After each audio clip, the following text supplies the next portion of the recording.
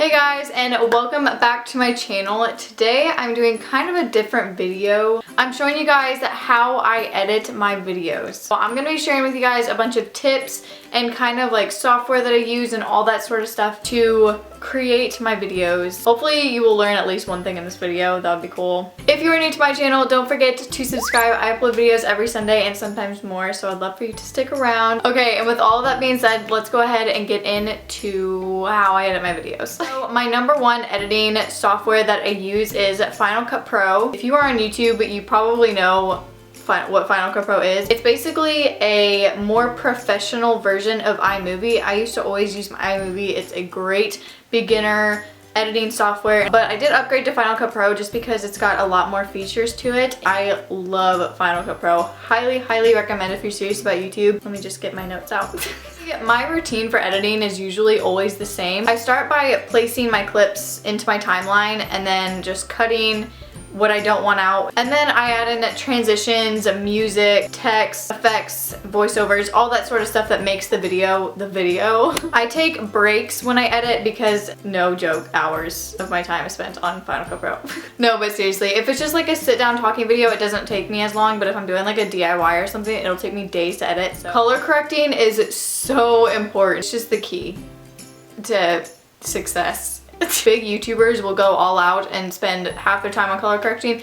I don't do that. Mine's pretty simple. I usually do like the same stuff every time. Final Cut Pro, there's like a little wand and then you just go to the color board and you can switch all sorts of stuff. You can make your videos more saturated. You can like change the color a little bit. Snapping is it's such a weird name, but if you've never heard of snapping before and you don't use it, it will change your life forever. When you're aligning like a text with a video clip, it can take a really long time to make sure it's completely even, but with snapping, it'll like snap into place to where it's right on.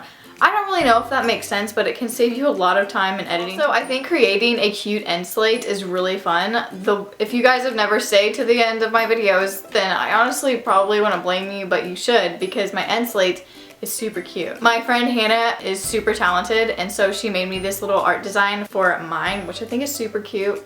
So if you want to follow her Instagram, it's down below. You can create a cute end slate on PicMonkey.com, which I will talk more about in a second, but I just think it's really important just to like close off your videos well, and you can put social media and maybe like another video of yours playing or something like that. Like I said before, PicMonkey.com is probably the most used website by every single YouTuber on the planet. It's basically where I create all of my thumbnails. I've kind of got a theme going on right now, which I'm really liking. I do not have the royal version of PicMonkey.com, so I literally just use it for free. My secrets would be unleashed, so I'm not gonna tell you how I make my thumbnails, but they're pretty simple, so you could probably figure it out if you wanted. Thumbnail size is 1280 by 720 pixels. I have that memorized. All true YouTubers should have that number memorized. I will have a link down below to all the websites and such that I mentioned in this video. Pixelfilmstudios.com is like probably the biggest insider tip that I could share with you for Final Cut Pro users. This is basically the website where all the big name YouTubers get their plugin. Each pack on Pixel Film Studios is $30. Buy it and then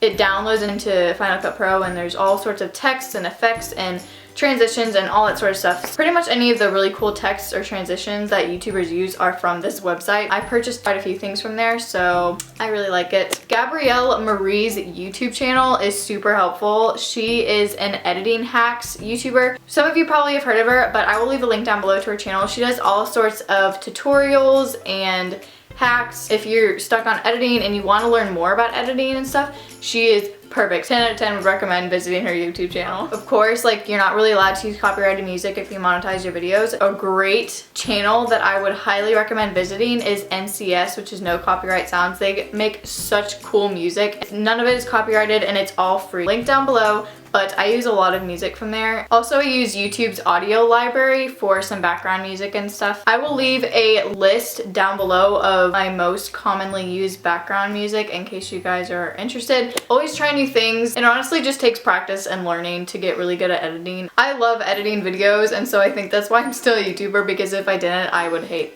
everything about YouTube. But if you don't like doing it, then YouTube's probably not the thing for you because it takes up a lot of time. So that is it for this video. I really hope you guys liked it and found it somewhat helpful. If you did, then don't forget to leave it a thumbs up. I wish the best of luck to any YouTubers out there that are watching this video, and I will talk to you guys next week. Bye guys!